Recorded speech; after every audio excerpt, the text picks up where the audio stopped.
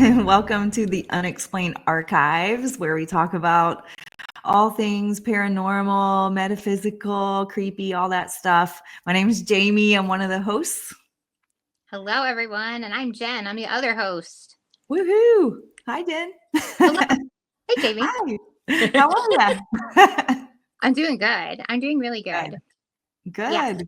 Yes. Yeah, we have to show off our mugs today. Oh, yeah. we didn't plan this. We did not plan this. It's a friend's theme today. Yeah. Yeah. That's we nuts. totally. Yeah. So that's great. I know. Sometimes we do that though. We don't plan it. We I don't know. time it. It just happens. Which It is just kind happens. of fun. Yeah. That. It's weird. And the weird thing is I'm not even at my house. I just picked a random mug at the house that I'm house sitting for, and it just happened to be a friend's mug. And then you're like, I got a friend's mug. Yeah. It's so cool. It's so funny. Yes. We're just cool like that. We're just cool. We are. Yeah, we are. That's awesome. We're psychic like that, which totally ties into today's episode, which is great. Yes. Yeah.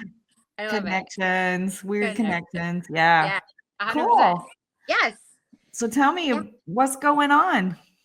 Yeah. So we've got a few updates and fun things to talk about today. Before we get started in our episode, I do want to talk about a super funny, fun show I had the opportunity to work on. I was an associate producer for a couple of the episodes for the show. And when you watch, you may actually see me in the finale episode. I am not an actress, but I got tossed in. And so the show is called The Agency. My good friend Tennille Taraskevich, who is a Detroit area filmmaker. This was something she created. It's kind of like The Office, I think it's like The Office is in Detroit kind of thing. Oh, it's nice. a documentary style about this casting agency. Her character, Tennille, is in it. She's a super funny actress. She stars in it with this amazing supporting cast that is just like a joy to be around and to watch. I'm not just saying that because I worked on it. They truly are.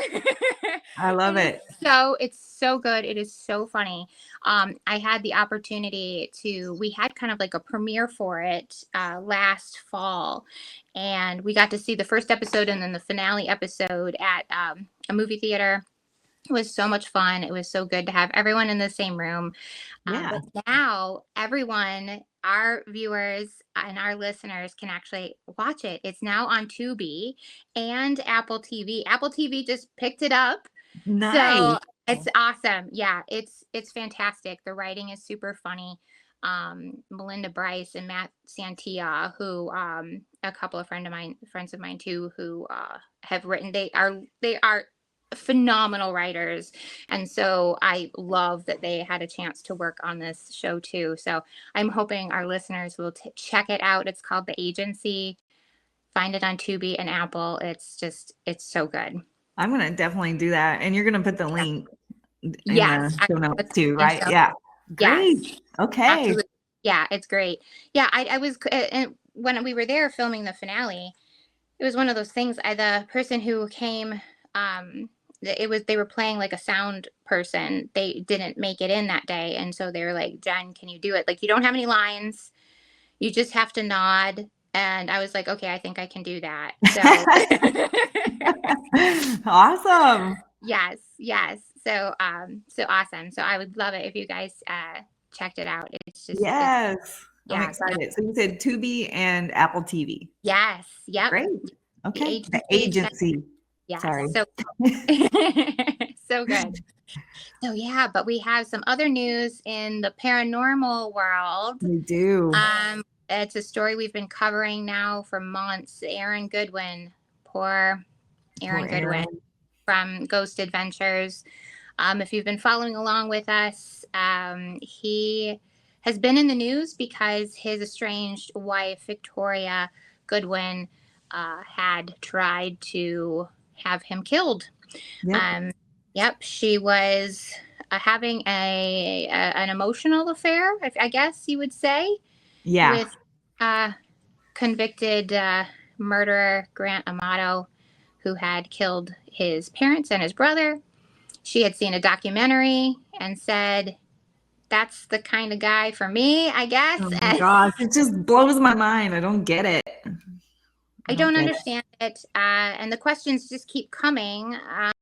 Since she did go to trial in June. I'm so sorry, not to trial. She did go to court in June. She pleaded.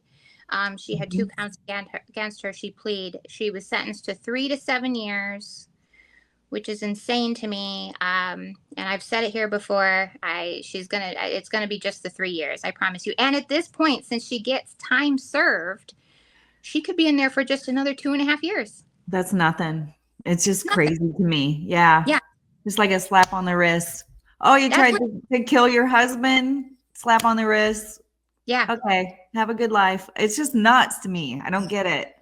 It is not punishment enough. And I think because of the great detail, the details that have come out, the lengths that they were going to, the things that were happening behind Aaron's back, it's a shame. 3 to 7 is not nearly enough. It should be even more than that. However, I think she's going to get the lower end of that. I've been saying that for a while. Yeah. And so she'll play them. She'll play them with her, play the sweet card, the I'll behave card. I feel so bad. Here's all the tears card, and she'll get out of there. That's what I think too. She's going to be on her bestest behavior. Yeah. And they will let her go. Now, she did promise in court that as soon as she was out, she'd be leaving the state of Nevada, because that's where this all took place. But now, Aaron had filed for divorce like back in March, like shortly after he discovered all of this. He filed for divorce. As he should. I have to kind of. I'm not trying to make light of the situation. I just want to say that I find it so interesting. When you go to get a divorce, there's certain, I don't even remember if that's how it is here in the state of Michigan, but I know there's a lot of places you have to give reason. And I think there's just certain boxes you check, you don't necessarily have to go into great specific detail. But I found this super interesting. When Aaron went to file for divorce, this is the box that needed to be checked, because they don't have, and they should have, a box on there that says, I'm getting divorced because my spouse tried to murder me. Right. I think that nowadays you almost need that box. Yeah. Which is concerning and sad and scary, but this is how things are going. But they don't have that box yet. But this is the box he had to check. It says, tastes, likes, and dislikes of husband and wife have become incompatible to the extent that it has become impossible for them to live together as husband and wife in marital harmony.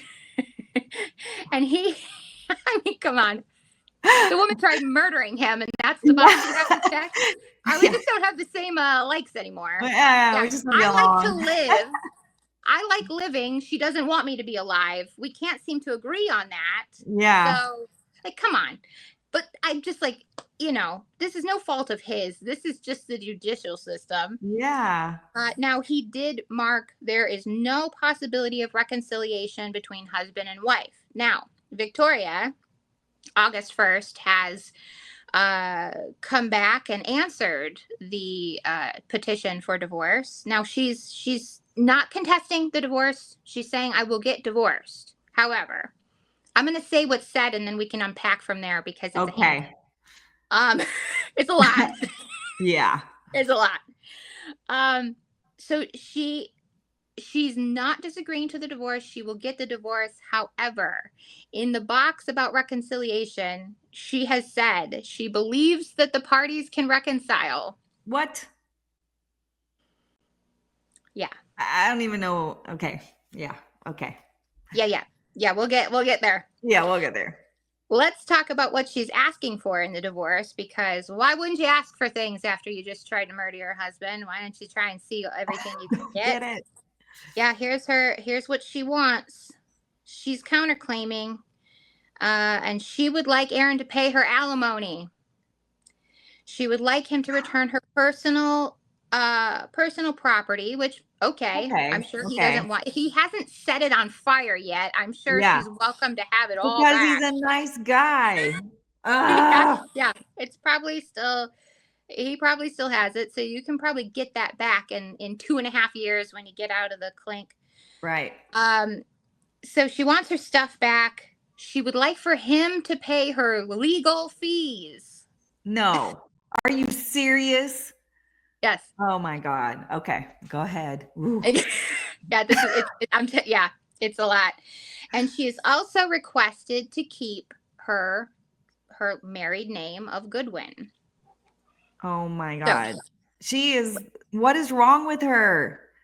Clearly there's a ton wrong with her. I mean, honestly, and I'm not trying to make light of mental illness in the slightest, but she has to have it. Now, I know her attorney probably suggested these things. I have a feeling she didn't come up with all of this stuff on her own. Right. I do think the attorney is like, let's see what we can get. Let's ask, however, this is where I would have stepped in. Because not that I would never do this in a million years. Jaime would not do this in a million years. Right. Our listeners would not do this in a million years. So I'm just saying that if I were in this position, I would be tucking my tail between my legs, apologizing, serving my time, and then getting the heck out of Dodge. Oh, just let disappear. Like, I'll change my name, start a new life. What is she thinking? Why would she want to do? It's like she's purposely trying to torture him by keeping her name, like, I just let him go. Just leave him be. Break your ties and move on. Got it. Yeah. You got it. You shouldn't be asking for a GD thing. I wouldn't be asking for a thing. No. Sure, get your stuff back. There's nothing wrong with that. She's going to want her clothing when she gets out. Of course, you should be able to have those things, your personal belongings, things that you came into the marriage with. Sure. And I'm sure he would be like, there you go. It's packed. Yeah, I don't want to look at him anyway. Yeah. Get him out of here. Yeah. Absolutely. However, some of this other stuff. Okay, let's start with the fact that she thinks that they can reconcile. That they can fix it. That's insane. I apparently I'm at a loss for words with. Yeah. No. I don't know, and she shouldn't even ask, and she shouldn't even try, and it's beyond delusion. Yeah. Even think about it. You need to, like I said, do your time, shut your mouth, leave that man alone. Don't even put things like that. Now she's just tugging at his heartstrings. And if anybody watched Aaron Goodwin during her sentencing hearing, he is a wreck. A mess. And if you're following him on Instagram, which I do, his posts break my heart every time. It's heartbreaking. Yeah.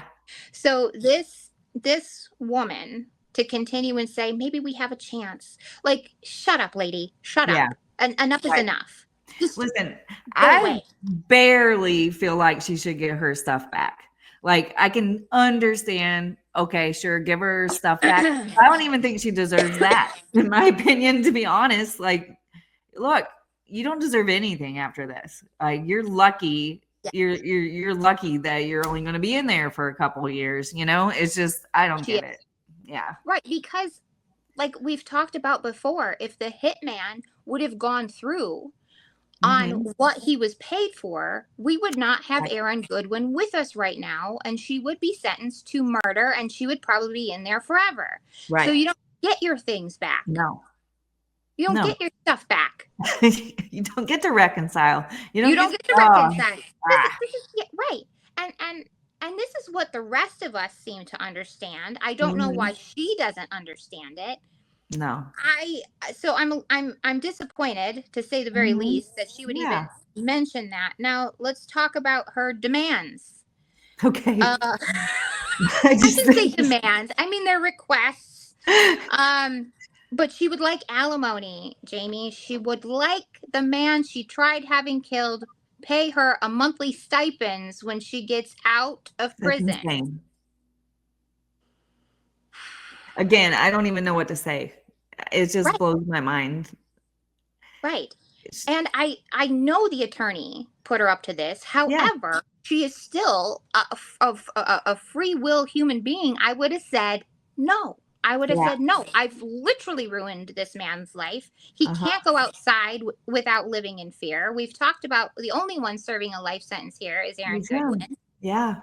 And she's asking for him to give her money a month. This has got to be a joke. It's got to be. How could she even remotely think that is okay? I don't get it. I don't get it. Yep. We talked a little bit about getting her stuff back. Okay, that's fine. Paying her legal fees. No, what the hell? Oh my God. Right. Yeah. Right. I just tried killing you. Yeah. And I would like you to pick up my attorney fees for that. Right. Yeah. Now, are we talking about just the divorce? That's an excellent question. Okay. As soon as I was saying that, it's possible it's for the divorce and not the other side. I hope not. But at this point, I can't say either way. It doesn't even matter. I mean, it doesn't matter because the reason why they're getting divorced is because she tried to off him. So it's ridiculous. Yeah, you don't get a dime, not a dime. And so this also bugs me quite a bit too, that she would like to keep his last name. Yeah, I hate that. I mean, of course you do, sweetheart, because you would like some clout when you get out of exactly. I mean, it's disgusting. No, you don't get to keep his name. No. She had some kind of like weird spiritual marriage with Grant Amato while he is, serving his time in prison. Right. Referring to Aaron Goodwin as the first husband, and you want to keep his last name. Get out of town. Get out of town. Audacity. That was the word. That's all. When I found out the story, that's all I could text Jaime. I was like, audacity. Yes. I was like, that's nuts. I mean, Jesus, fix it. I can't even. This is just, it's very troublesome to me. It is. So I can, and I have nothing to do with this. So I can only imagine. And actually, this is how I found out. Was because I follow Aaron on Instagram. He posted, so Us Weekly got the exclusive on this, and I think it's probably only because they went to the courthouse, and all this stuff is public record, right? So, they went down and found all this out. But he's the one who posted it, and he's clearly just as appalled by all of this as well. Has he made any kind of statements or anything for like media, or is he kind of just keeping quiet? And yeah, I mean, he expresses his sadness often through Instagram, usually through pictures of things. They have a cat together, a lot of posts of his cat, and just saying, he just feels like it's just him and his cat now. They had a couple of rats, pet rats, and one I think had passed away like as this was happening, and then one passed away shortly after that. So this was like super hard for him as well. Like, I mean, it's just like one thing after another, and so it's mostly expression of just his sadness and he has every right. I mean, that's just probably one of the emotions he's feeling. Right. It's just, but this is just crazy to me. I did watch another snippet of her sentencing, in which she's acting like she's crying, but there are no tears. Right. There are none. I have gotten super close to the screen, and I'm like, she's not crying even. Yeah, it's crazy. It's just, I hate it. I hate this for him. He just, and listen, I don't know. This really does bother me. I'm a Ghost Adventures fan, and Aaron is just is this fun loving, nice guy, and things were coming out during the sentencing. Clearly he had stated she had multiple affairs, but he was still willing to work that out. And he talked about that. And that's all I could think of when she's writing in response to the divorce that, she feels they can reconcile. Right. And No. and it's probably, I mean, they know he's sad. You know, like the attorney's probably like, we're gonna jump all over this. Like, he's sad, he's vulnerable, he just wants it to stop. And so this is where we strike and ask for all these things, because they know he's so sweet and hurt. And, you know, I hate it. It's like predatory, you know? It does feel that way, and it's not right. It's really disgusting. I don't know. I don't know when the divorce. I don't know how long it takes to get a divorce in Nevada. And so I don't know when this will all come to an end. And when we do find out what happens, obviously we'll talk about it then too. Right. Yeah. But I hope she gets absolutely nothing. I pray that the judge who is in charge of this looks at everything and says 100% no, you're on your own, lady. I mean, there's no excuses. There's just none. There's nothing. And it just really bothers me that she's doing this. Yeah. Shame on her. I really, you've done enough. Get your clothes and move along, because that's because this is wrong. This is wrong. And I'm hoping he gets a restraining order. He gets out. If he doesn't have one now, I don't know how that works. If he doesn't necessarily need it now, but he needs to get a restraining order as soon as she is out. And if she even tries making a phone or showing up at the doorstep, she's back in again. This just occurred to me, but I was thinking, someone could still show up. Like, he's living in fear right now. Like, what if, she's in jail, but she wasn't going to do the job herself anyway. 100%. Like, so maybe she thinks, or her attorney, that fear will be a big factor in what he says yes to, because, maybe if I say yes, she won't send someone to kill me. You know what I mean? So I have no idea. It just doesn't make sense to me. That's the only thing I can think of. Yeah, it's just gross. And so we wish absolutely nothing but the best for Aaron Goodwin, and we hope that this situation can get the correct results. Like I said, no one is happy with the sentencing at all. I watch a lot of the comments and things like that are said from the fans, and no one's happy with this. It's just ridiculous. So, but that's the system. That's how it is. There are people who have done way less and have spent way more time in jail. It's crazy. It's crazy to me. So we wish him the best of luck. We'll keep, spreading the word, and hopefully justice is served, but it's sure not looking great right now. So. No, I can't get over it. So I saw that and I was like, wow. The audacity. I know, the audacity. The word. It is the word. Yeah. Yes. And then one last thing before we move on, I have to share. So, we've been living in our new home in our new town for about 1.5 years now. And we had yet to really go exploring and really checking out the area. So my son Hayden and I, we decided we're going to go out. We were going to check it out. So we actually had like 2 days of it, because we went around and we checked out one of the local restaurants, one of the coffee shops. Although Jaime and I had been to that coffee shop before that we went to, Musgrove & Company. But we did some shopping and we looked around. I did not realize the little town I'm living in was so witchy. Oh, yeah. There is a crystal shop if you need some crystals. I went into the toy store. If you follow us on Instagram, which you should be following us on Instagram, I did make a post, because we went into the local hobby store, which, like, how adorable. Like, we have hobby stores. I know. We have a toy store. We have like a chocolatier. Like, what? Like, amazing. We can go get bean to chocolate now anytime we want. It's amazing. Yeah, Comfy is so cute. It's really, I'm glad you got to explore. It was awesome. So we stopped in the toy store and I found a Ouija board.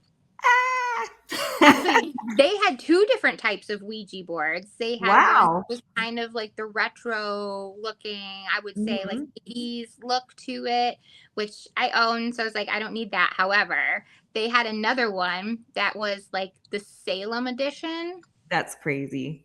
And I had to get it. Yeah. Look at that. Oh, okay. That's pretty awesome. What's it got? So it's got the Salem. Oh, yeah.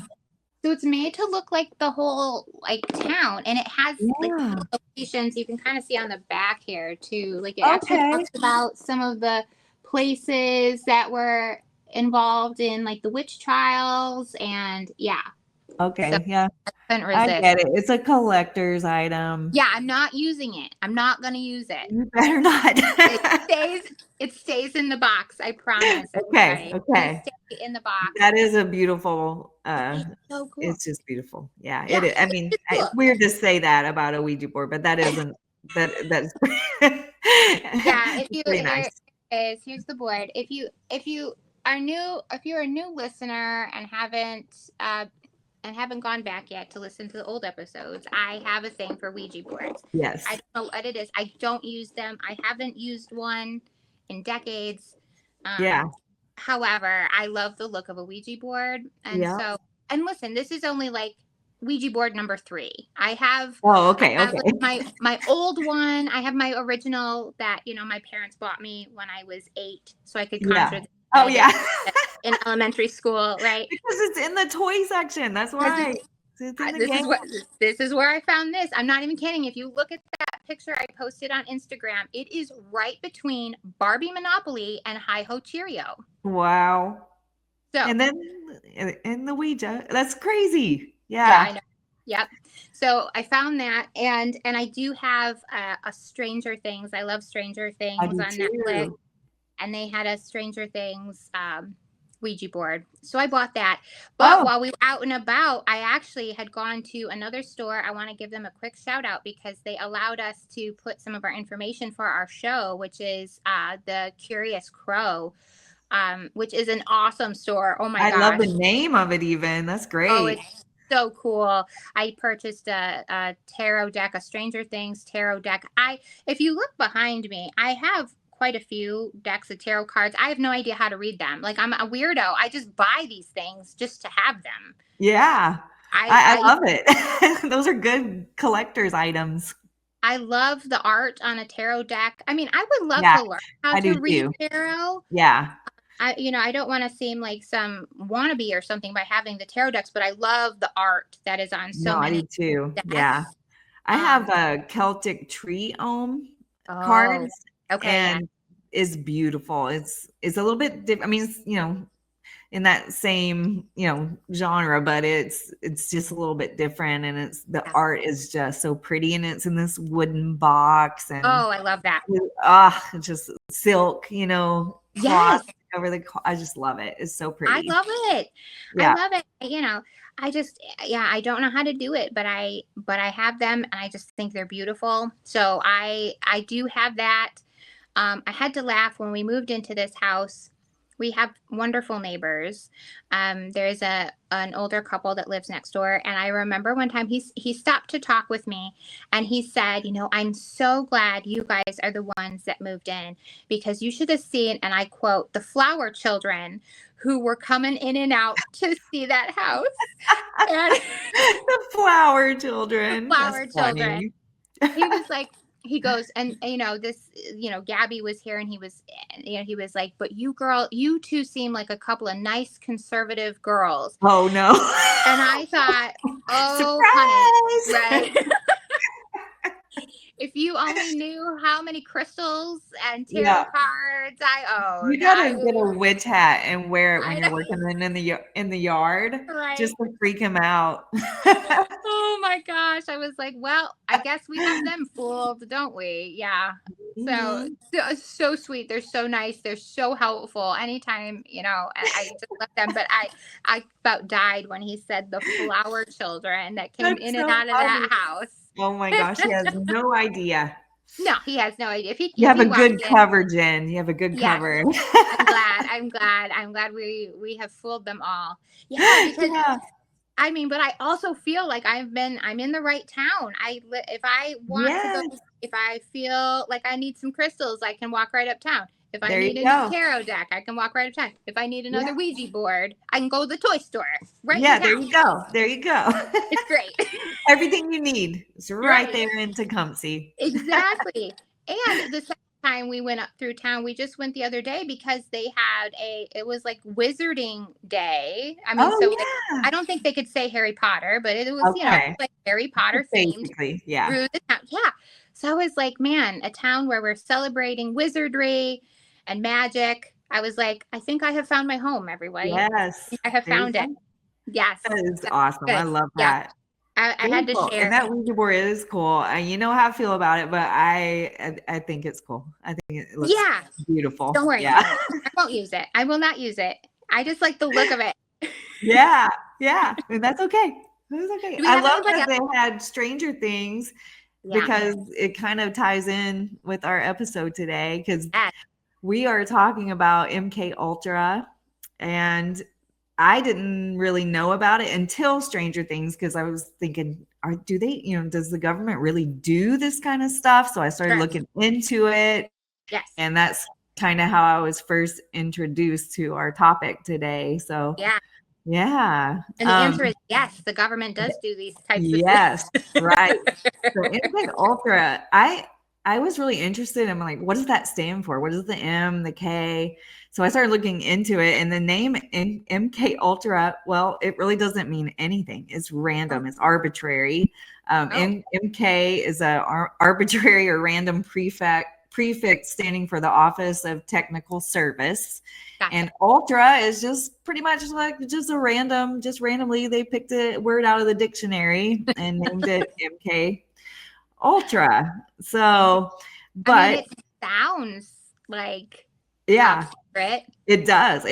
I mean, the name worked. They did good. I mean, they did well with naming it, but I think it's purposely arbitrary, though, as we'll kind of find out as we go along. So, but so if you don't know what MK Ultra is, did you know? I mean, you've known about MK Ultra for a while, haven't you? Yeah.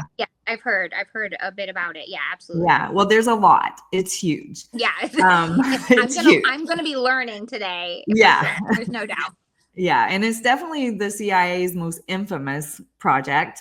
So it officially ran in the 1950s and 60s, with some ripple effects kind of lasting into the 70s. So from the 50s to the 70s, it was real, it was illegal, and it was huge. It was sprawling. 149 documented sub-projects that included everything from LSD dosing to hypnosis, sensory deprivation, electroshock. They had experiments with psychic phenomena, which is what we'll talk about today because it kind of, falls right into the Unexplained Archives and what we're all about. So, what happened? Why don't we know more? Well, most of the evidence is gone because they the CIA literally burned it, buried it, or lost it somehow. Yeah, I hate when you lose things in a fire like that. Yeah, it just, dang it. The flame. I've lost it. The worst. Yeah, exactly. But the crazy thing is there wasn't much paperwork to lose because they knew what they were doing. They wanted the least paper trail they could possibly have. They only wrote down things that they had to have to refer back to, very minimum paperwork. So there wasn't a lot to burn, but what was left was burnt. So yeah. So we're going to talk about the official history of MK Ultra, and then the rumors of Operation Monarch, which is one of the 149 different projects. Some of these are official and some are unofficial. There's chilling stories of psychic testing, the infamous heart attack gun. Have you heard of that? The heart attack gun? Okay. Celebrity connections. There's rumors of that. And even why some people claim that they were chosen because of Central Heterochromia, which is a unique ring of color around the iris. It's said to look like a sunflower. Some people call them sunflower eyes. And it is said that less than 1% of the population has central heterochromia, and it's rumored that subjects that were undergoing these evaluations by the CIA, some of them were chosen because they had central heterochromia, because they're supposed to be linked with psychic abilities and that kind of thing. So we'll learn more about that as we go along, but that's kind of an overview. I had no idea. I'd never heard of central heterochromia. And so I started looking it up. I was like, what are they talking about? What is this? And so I started seeing pictures of it, and it blew my mind because I have it. It's nuts. So I sent in a picture of my eyeball that Brad took a long time ago. And all my life I've heard, oh, you have a flower in your eye, and stuff like that. And I was just like, oh yeah, it's cool, but nothing that outrageous.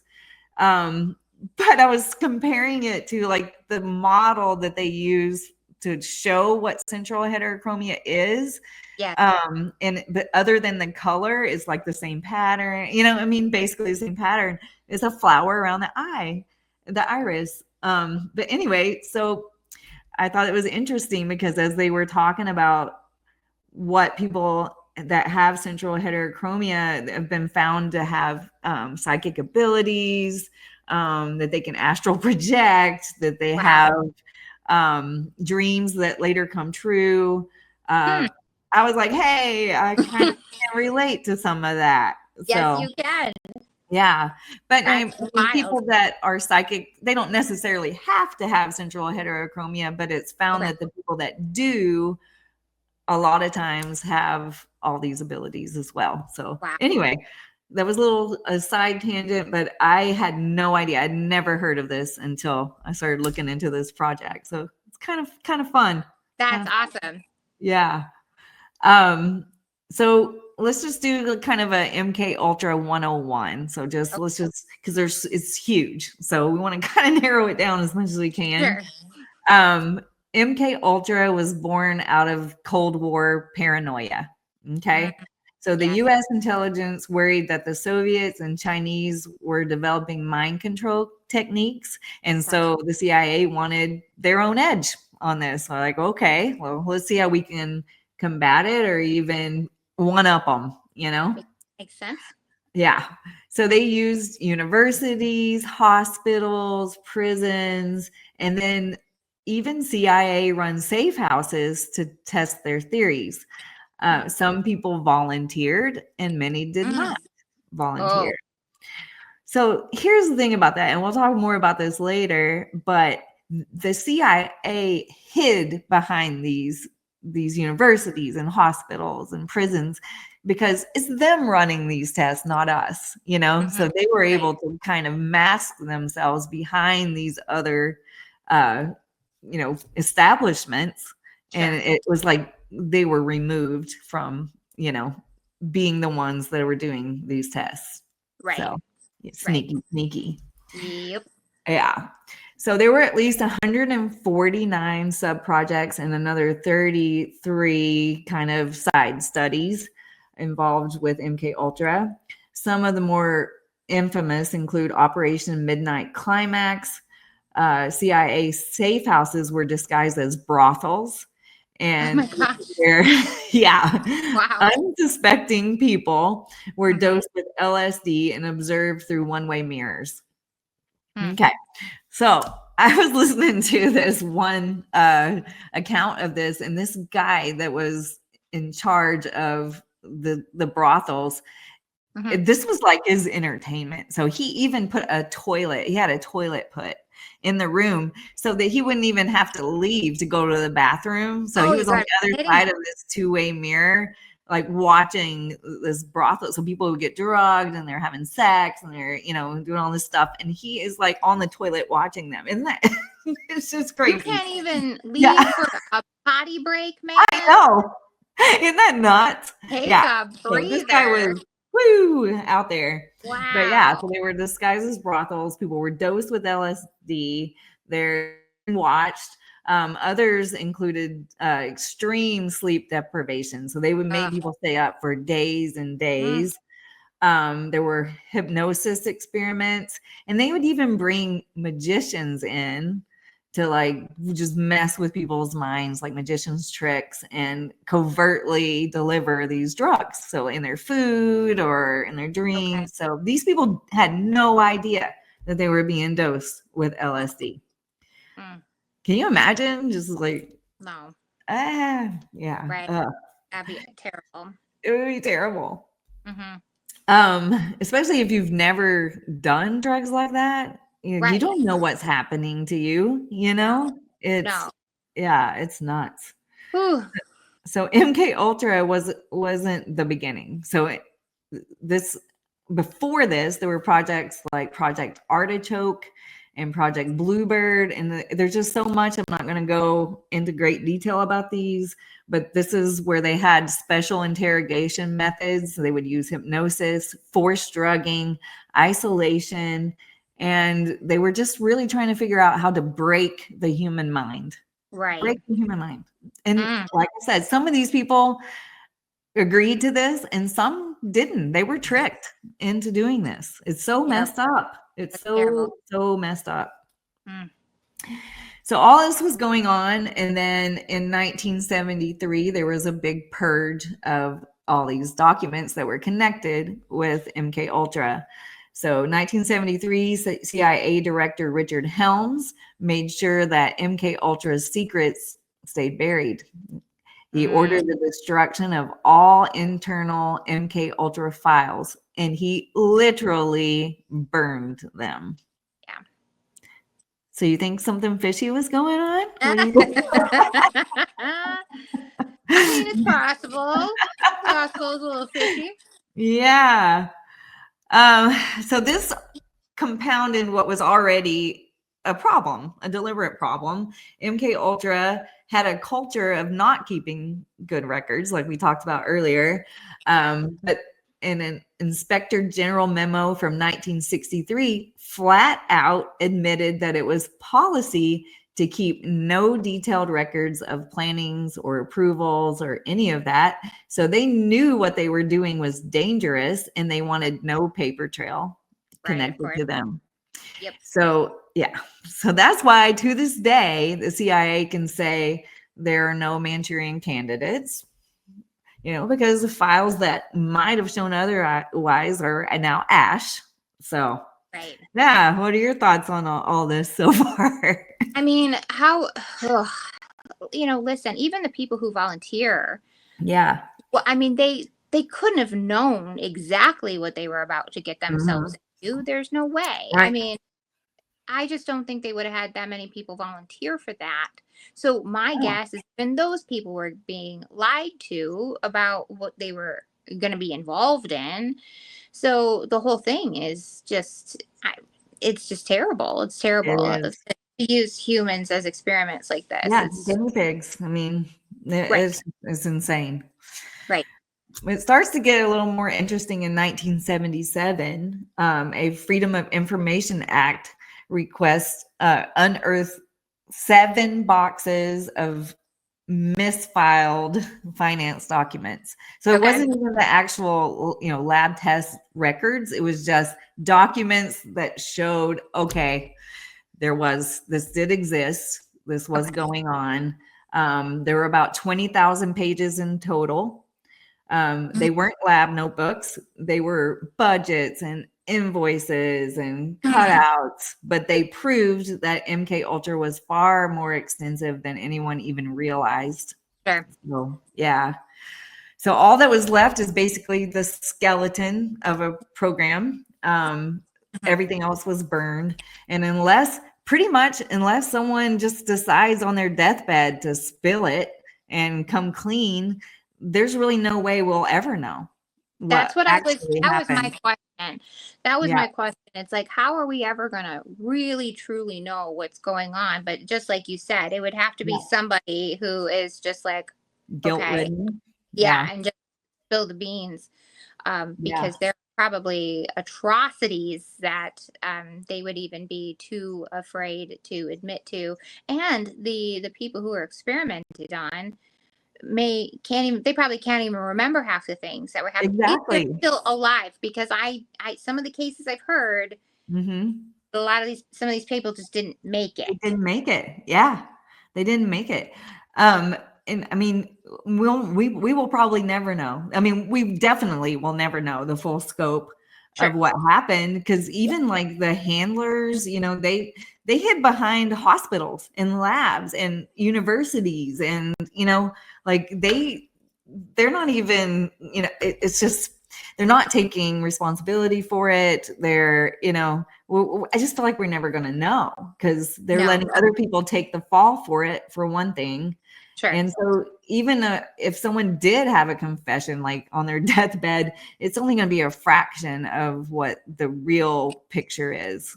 You got it. You got it. That's the thing. I can't even imagine. I mean, you just talking about just a small part of some of the experimentation and some of the files and things like that. That's just it's so minimal.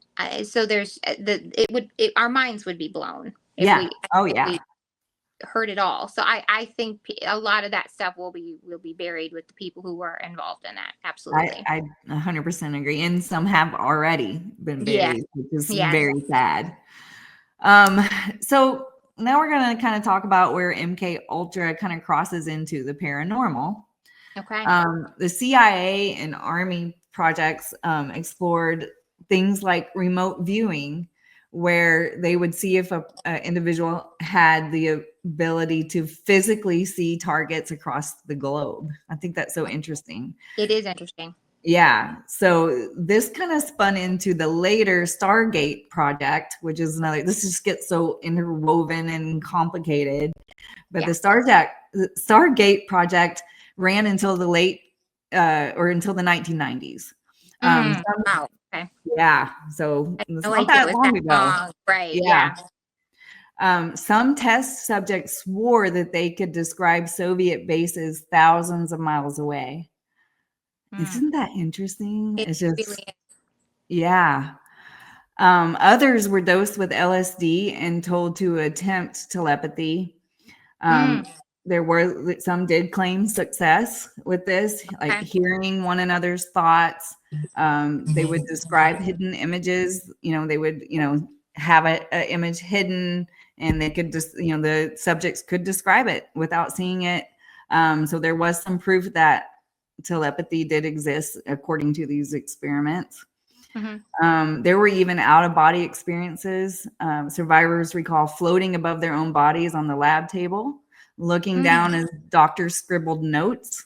One subject claimed their consciousness was forced out through trauma. So they did something, to traumatize them. And then they were able to project into another room entirely to get out of the trauma situation. And this is what they wanted. They were doing this because they thought, man, we need some kind of defense, in case, we're attacked. And, so we want to know if this is something we can train our soldiers or, other humans to do. And so that's why they had these test subjects in there, which is scary.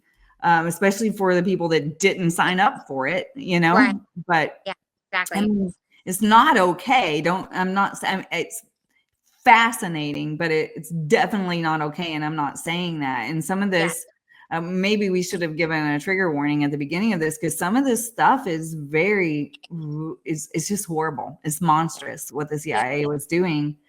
But it's also fascinating that they were successful in some of these things, Yeah, I get that completely. That is interesting that some of this actually worked. Yeah. I mean, according to the subjects, they were like, this is what happened to me. Now, was it because they were on LSD. Right. That's the thing. That's the hard part, because, I'm sure I could see all kinds of things and think I'm doing all kinds of things if I were on. Yeah. But not all of them were.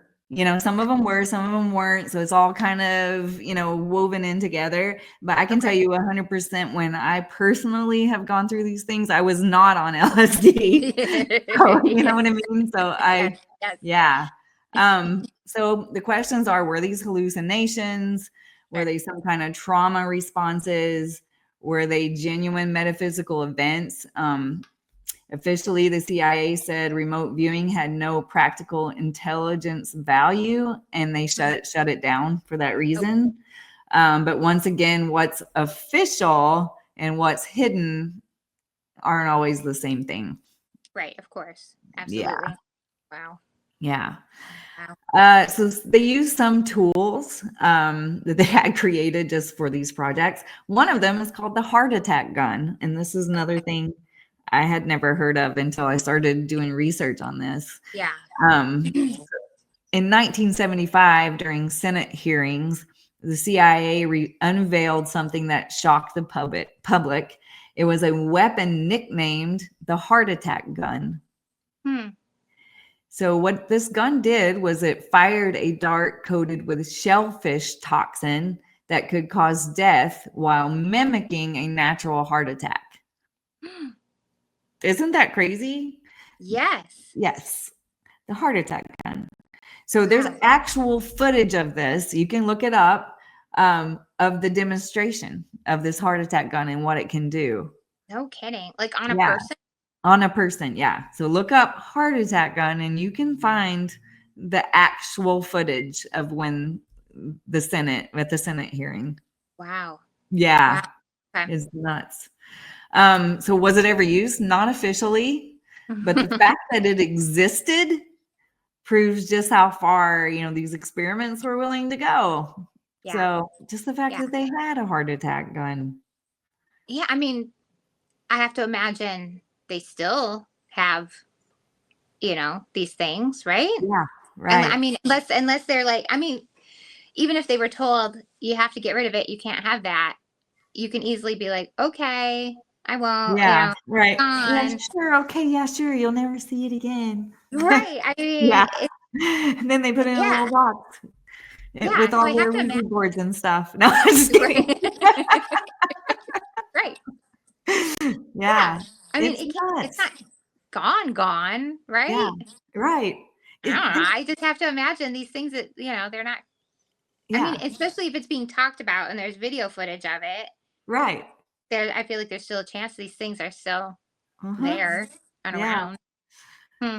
It's just nuts. It doesn't seem real. It just seems like something I would see on like a spy movie or, Stranger Things or, some of these other like just fictional accounts. Like it's just nuts. A heart attack gun. Oh, wow. Yeah. So So there have been some survivors that have been willing to talk about what they experienced in some of these MK Ultra experiments.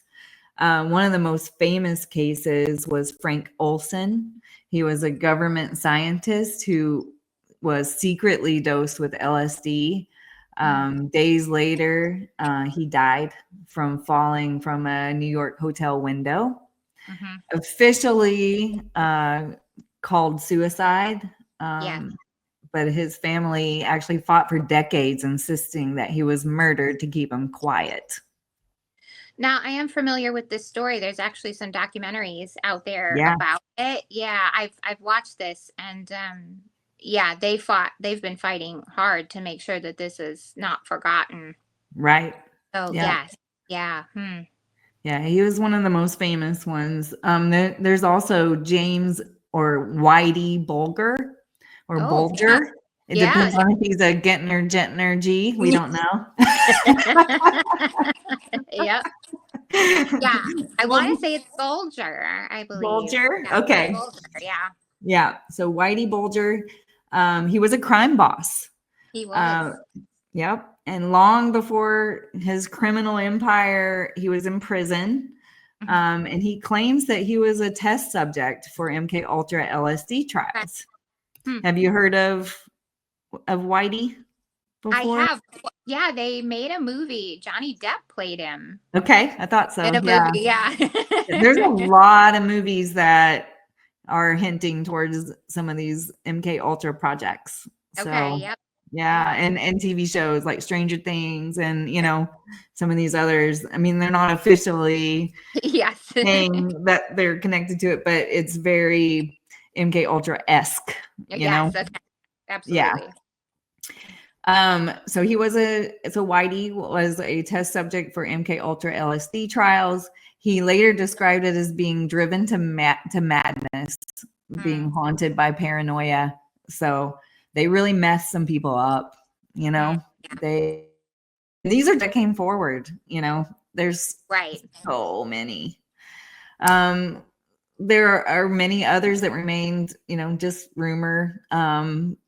You know, survivor testimonies out there, but it can't be proven. There's no paperwork, you know, to say, yeah, these are, you know, this is what we observed with these subjects. There's nothing in writing. It's just people coming forward and saying, this is what happened. And do we believe them? Do we not believe them? But the thing is, there's so many, just like we talk about on almost every episode that we do. There's all of these accounts.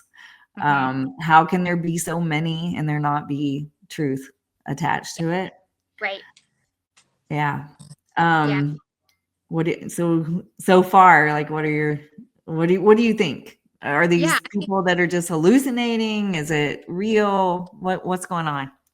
No, I mean, I'm a believer that it's real. I'm a believer for sure that it's real and that it happened. I just like every situation, I'm sure not every single account is true. You know, I mean, some people do like to just, you know, just attention purposes or whatever.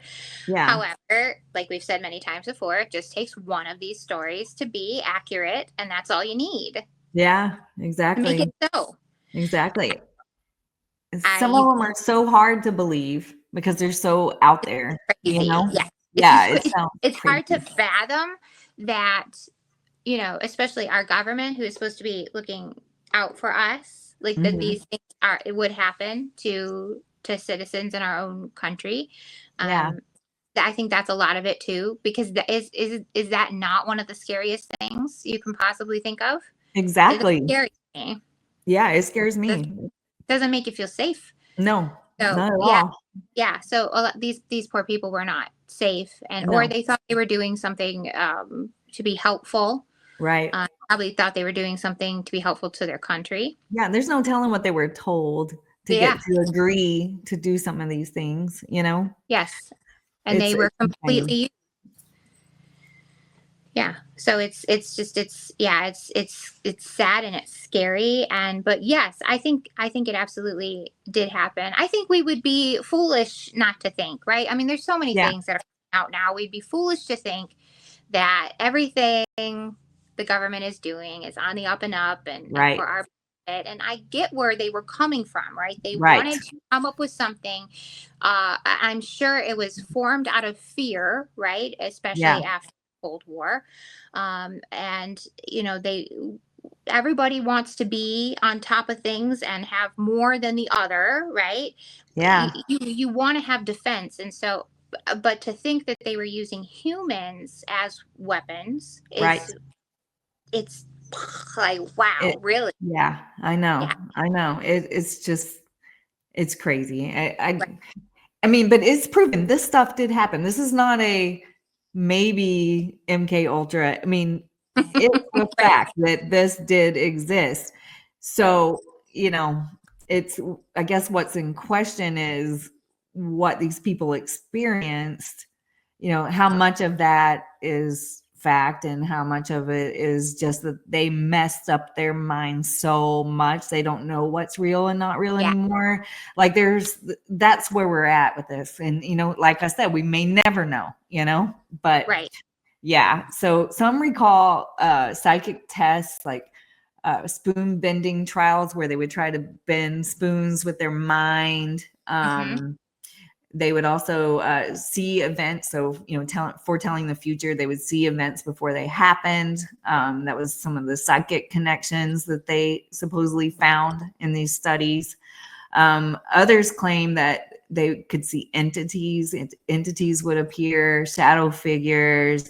They would hear whispers, from another realm during all these trauma sessions. So all of this stuff they found, to happen when they were undergoing these trials, just the stress that people were put under.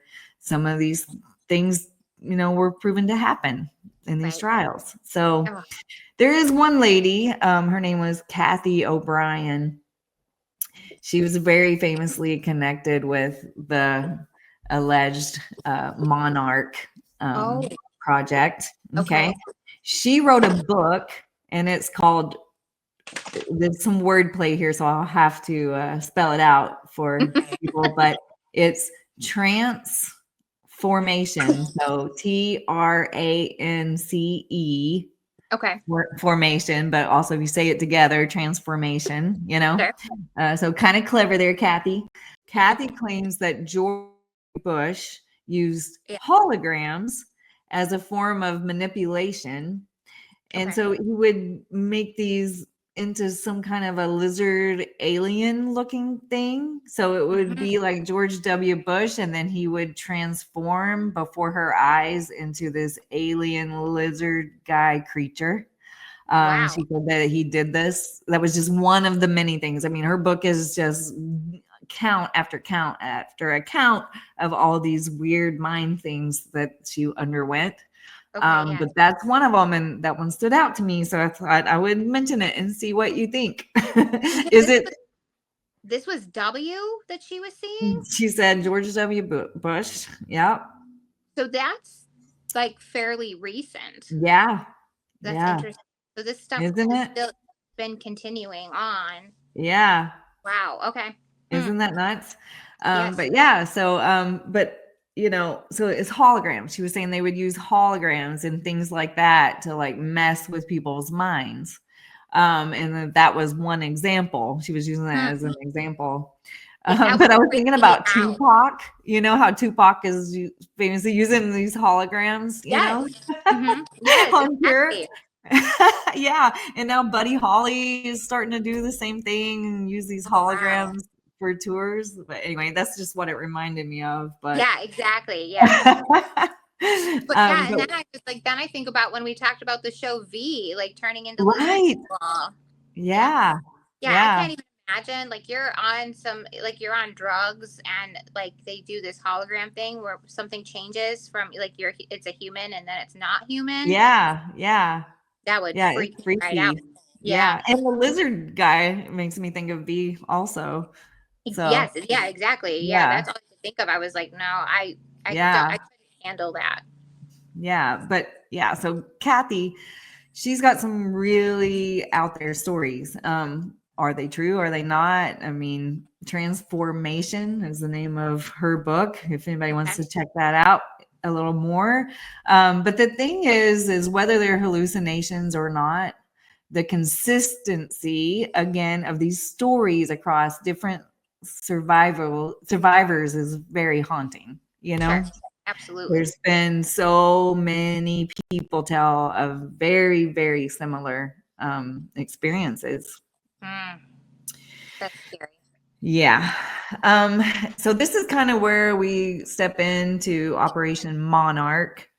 Okay. Unlike MK Ultra, which we know was real, Monarch it's never been confirmed by any official documents, but it does exist in survivor testimony. I can't get that out today. Survivor testimony and some conspiracy literature. But again, it's the consistency of people, and they call it by name. They call it Operation Monarch. They name it as an actual thing that they underwent, but again, no official document here. Right. but the stories are consistent. There were children that were subjected to ritual abuse, which is just so freaking heartbreaking. Oh, I hate that. I don't like so that. Heartbreaking. Yeah. There was trauma that was specifically designed to shatter the mind and make people what they were trying to do is create multiple personalities. See if they could create multiple personalities by putting people through all this trauma. Dang. Handlers were allegedly using cues, songs, films, symbols to access or trigger these other personalities. Okay. Do we know if that worked? Yeah, people say it did. You know, there's accounts where there's stories where people say it did, but again, there's no official documents that show this. Okay. It just makes me mad. I want to know why would they do all this? What was the purpose of doing all this, putting people through all this horrible stuff if they're not even going to like share the information? You know what I mean? Sure. It just feels like it's for yeah. Even if it's I mean, it's just awful. It's just awful. It's just crazy. Some of the imagery that's often tied to this is the Wizard of Oz. So the yellow brick road was used as a mental map. Disney movies too are said to have been used to reinforce the programming that they were trying out on these, we'll call them victims, but these test subjects. Yeah. Some survivors recall being told to fly while under drugs and hypnosis, only to experience an out-of-body episode looking down at themselves from above. And this was over and over again. People described these flying experiences, and they were told to. They're like, okay, you know, they put them under this intense trauma and then say, okay, fly, and they could do it on command, which is very interesting. Yeah. Wow.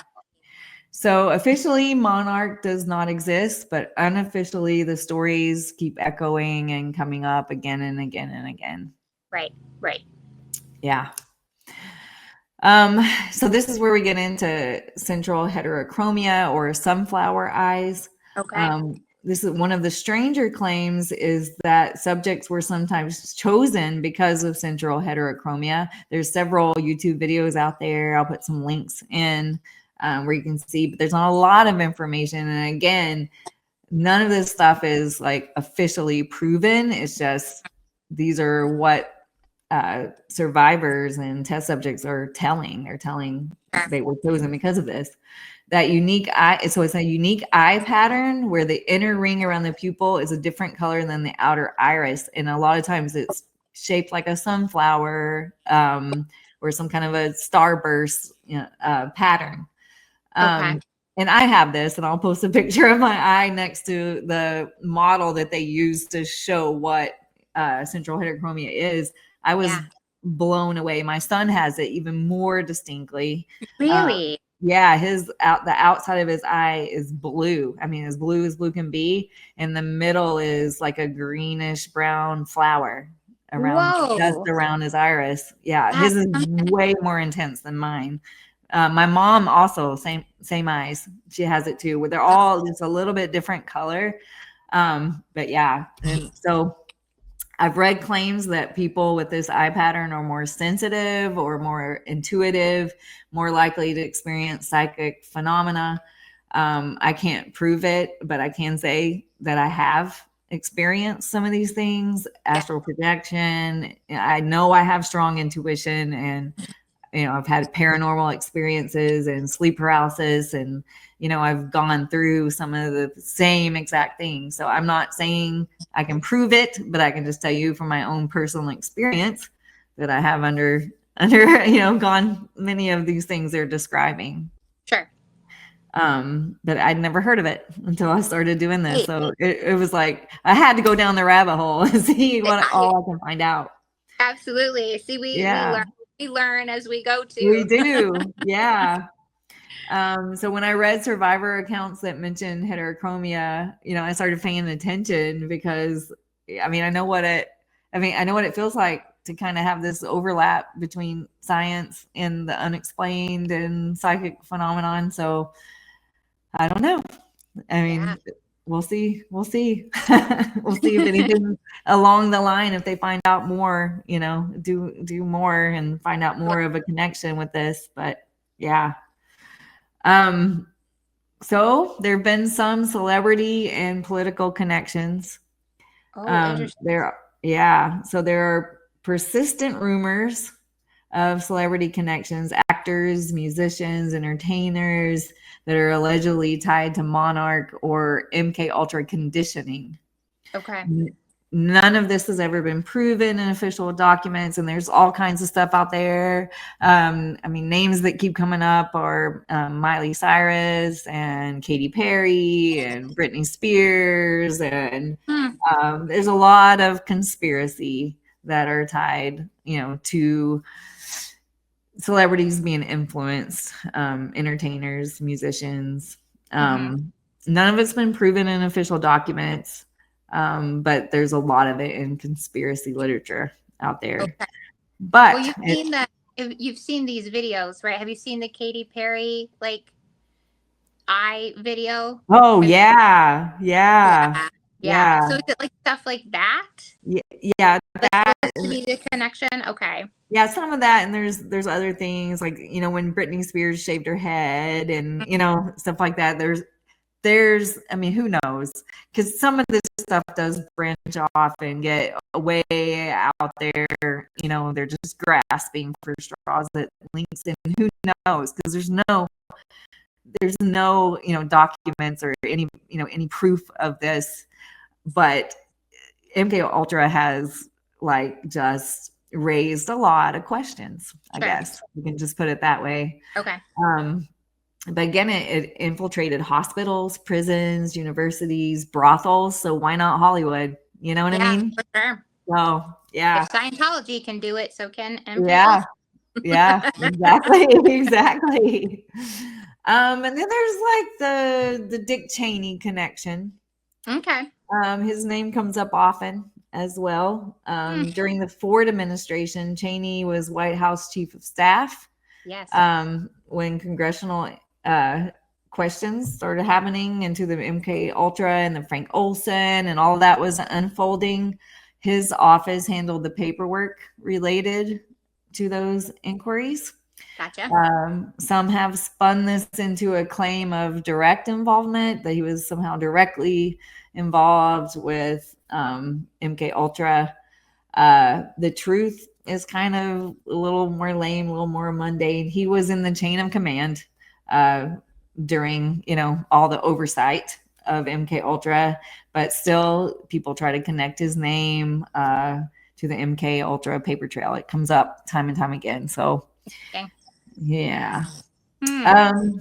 So I don't know. What are your thoughts so far? I know there's so much to it. So I know there is a lot to it. I mean, listen, I'm sure there are people in politics today, or in the not too distant past. It's certainly possible that they could have been, right? Because that's how you work your way up. You're working through different government offices and whatnot. And so, Dick Cheney was no different than anybody else. He worked his way up. And so, who knows? Who knows? Mysteries. Yeah. Yep. So there have been some, there have been some metaphysical crossovers, where the lines between science experiment and trauma response and metaphysical phenomenon, it can get kind of blurry in there.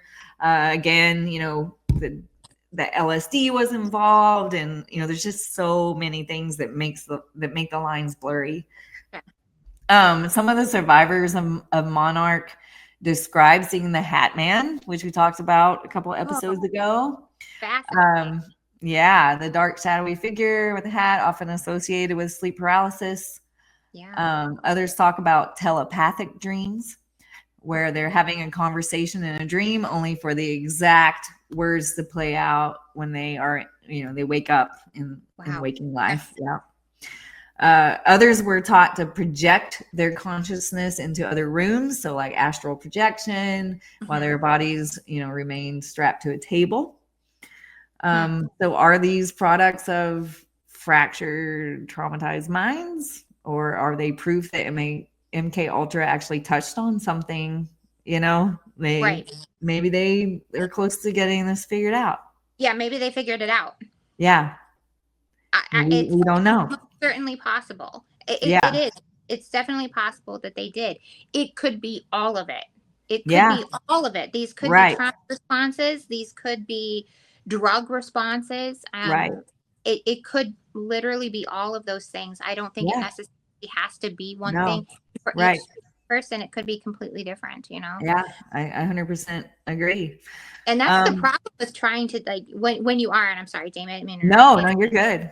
That's the problem when you're using a strong, drug like LSD. Yeah. I mean, I that's a tough one to use because you're not going to know what's real and what's not real. So that's it's not really a fair assessment.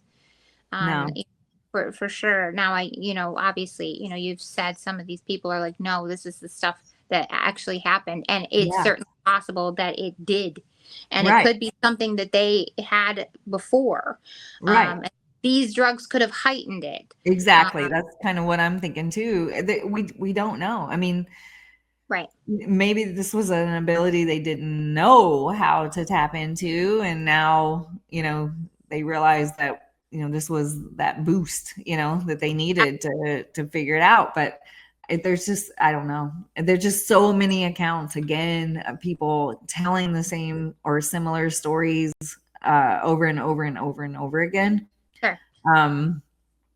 That's what, I mean, then again, we say it every episode, but it just takes one of these to make it true. Yeah. Mm-hmm. Absolutely. Yeah. Yeah.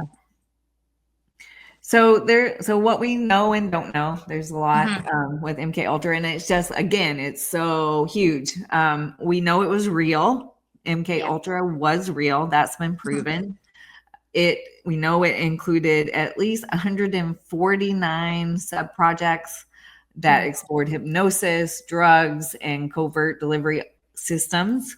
We know Operation Midnight Climax was real. We know that Project Artichoke preceded that. We know that the heart attack gun was real, and that was demonstrated in Congress.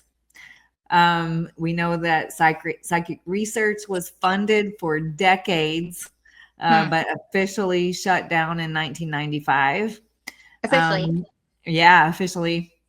We know survivors like Frank Olson and Whitey Bulger were documented test subjects. So all of this stuff we know. These are facts. This is not maybe it did, maybe it didn't. We know that. Yeah. But what we don't know is the full scope, because in 1973, Helms burned all the files. And while 20,000 pages of finance records surfaced in 1977, they're just fragments. They're just fragments. So officially, there are no Manchurian candidates, but unofficially, we're left with survivor stories, rumors, and the unexplained. It's just crazy. Yeah. We could do quite a few, I think, episodes on this topic. Oh, yeah. It goes really, on and on. Yeah. You just kind of pick one area and we could discuss those things. Oh, yeah. For sure. There's just so much. Yeah. There's so much. MK Ultra is one of those stories that refuses to die, though. And every time it resurfaces, there's new rumors, that attach to it. Some are provable, others are not. But just the fact that so much of it was destroyed on purpose means, something, right? Sure. And we'll likely never know the full truth, like we talked about earlier. So we're left with what's in record, what slipped through the cracks, and what survivors are telling us. That's all we've got. Right. But I mean, I know that these things, I know I've experienced personally some of these psychic phenomenon, or, the sleep paralysis, the out of body, astral projection and dreams coming true, like that it exists. I can tell you it does. Yes. But what we don't know is what the government knows. What do they find out? Like, can this be controlled? Can it be used as a weapon? What? We don't know. Are we using it? We could be using it as a weapon. Yeah. We don't know. Yeah. So I don't know, but that's what I've got. I could have gone on for 10 more hours because there's so much. But this was kind of MK Ultra Operation Monarch kind of 101, right. But yeah, it could go on and on forever. But we will look forward to. We will look forward to the 10-part series Jaime has coming up. Yeah, I don't know, man. It makes me a little crazy, even just there's so much. It's so mind bending, just to go down that rabbit hole. I have to take a break. Like, it took me a lot of. I mean, it just, some of the stories are just so disturbing, and I tried to keep it a little on the lighter side, but there are stories out there that will completely crush you, that's my to hear about them. That's the thing. I do worry about recently I had a conversation with a friend of mine. We were talking about this just with film, like certain films that have certain imagery. The story, it's like the story sounds fascinating. There's part of you that wants to watch it because just curiosity of it all. But how is it going to change you after you've seen this, and now this stuff is like stuck in your head? And that's kind of how I feel like with this. Like, how much do I really want to know? Because it's probably going to keep me up at night, like the experimentation. I certainly don't like hearing anything that has to do with children. No, that's too much, and not okay. No. And so, so it's like you want to know, but you don't want to know. Right. This is one of those topics. Yeah, it is. It is. I mean, it's fascinating and heartbreaking at all at the same time. Yes. I wish there were ways that we could figure out more about these things without people getting hurt. Yes. I don't know. It is fascinating. I wonder if there's anything else going on right now. Maybe we won't find out for 20 years. Yeah, just like they didn't find out about this for 20 years, Absolutely. After the fact. So I don't know. There's a lot there. It's just one of those things, like you said, that we could go on and on forever. But there you go, MK Ultra 101 for our listeners today. I think that's all I've got. I mean, again, we can expand on it later if anybody, wants to hear it. So yeah, and I would love to hear if anybody else has anything to add. Yeah. Always feel to contact us, comment down below in the comment section. You can email us unexplainedarchives2025@gmail.com. We are always interested in what you have to say, and things that you may want to share with us, and we can share, or we don't have to share on the show. Let us, if you just want to share it and you're like, I just want to tell you guys, and that's it. Exactly. We'll listen, or we can keep it anonymous if you want people to know about it, but you don't want to be attached to it. We're totally cool with that too. But there's just so much out there. We would love to hear from you guys. Of course, always, if we mess something up, or, let us know, there's, we don't want to, misspeak on anything. We'd love to just give us some feedback. We're learning along the way. There's so many things that can't be explained that we're trying our best to do that, but Absolutely. Yeah. Absolutely. Yeah. We're going to miss some things along the way too. So you can gently let us know. Yeah. We were wrong. We're doing our best, guys. Yeah. Very kindly take us by the hand and say, there you go. We're wrong. That's right. But thank you so much for listening, and keep coming back with us every week, and we'll be back next week. We're back on track. We're back on track. We're back on Tuesdays. Yeah. I think we can stay this way too.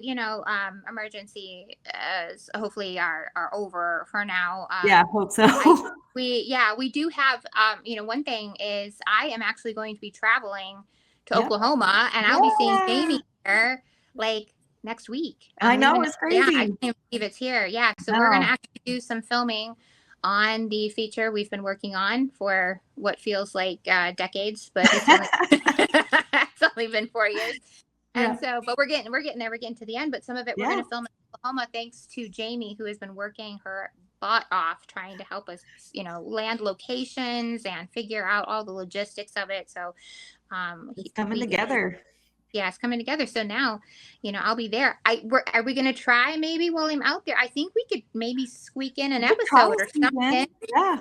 If everything, goes smoothly with the shoot, I think we could sneak off and do some kind of something. Yeah, some kind of paranormal, spooky something. Yeah, I think so. We'll make it happen. Yeah. Yeah, for sure.